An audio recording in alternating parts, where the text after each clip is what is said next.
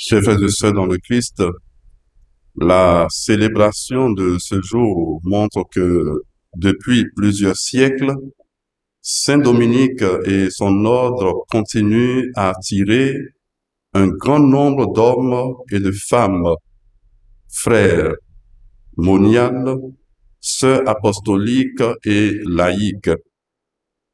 Certains d'entre eux sont des figures historiques, et même si beaucoup nous sont inconnus, c'est la sainteté de tous ces frères et de toutes ces sœurs, connus ou inconnus, que nous célébrons aujourd'hui.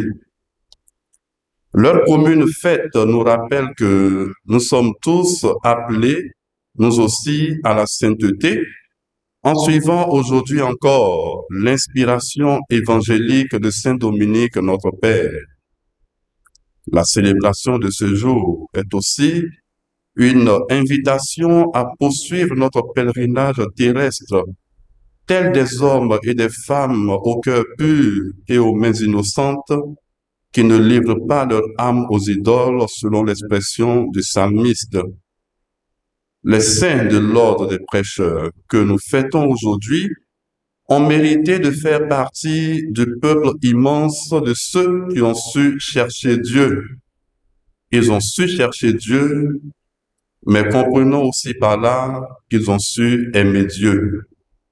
En effet, et comme nous l'enseigne l'apôtre Paul dans la première lecture, ce qui nous permet de nous présenter comme de vrais ministres de Dieu, c'est notre vie entière.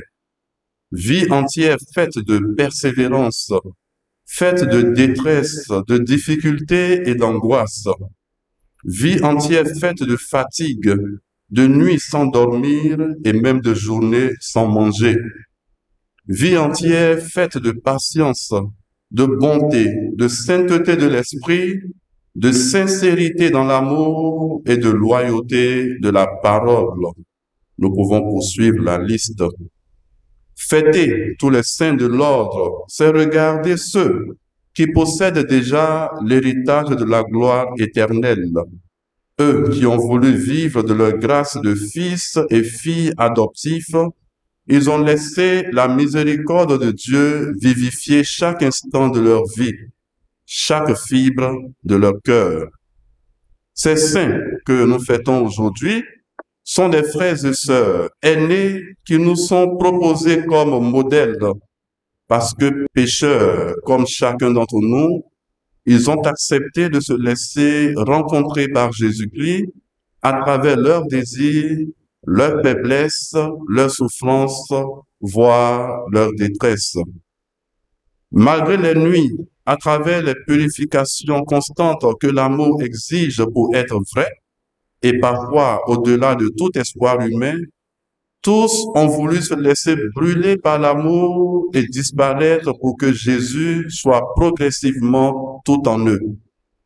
La beauté d'un saint n'est pas la beauté d'un mannequin, mais celle d'un visage blessé. La sainteté se mesure à la vulnérabilité.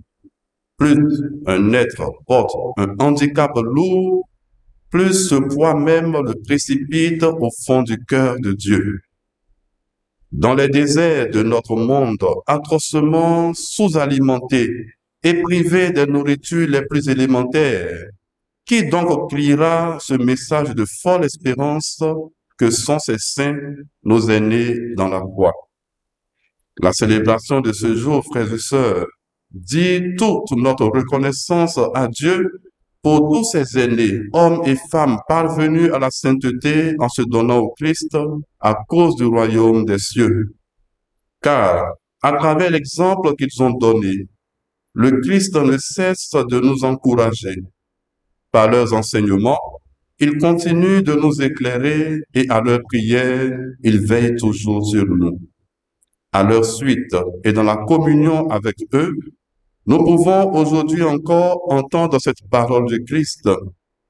Amen, je vous le dis, personne n'aura quitté à cause de moi et de l'Évangile une maison, des frères, des sœurs, une mère, un père, des enfants ou une terre, sans qu'ils reçoivent en ce temps déjà le centuple.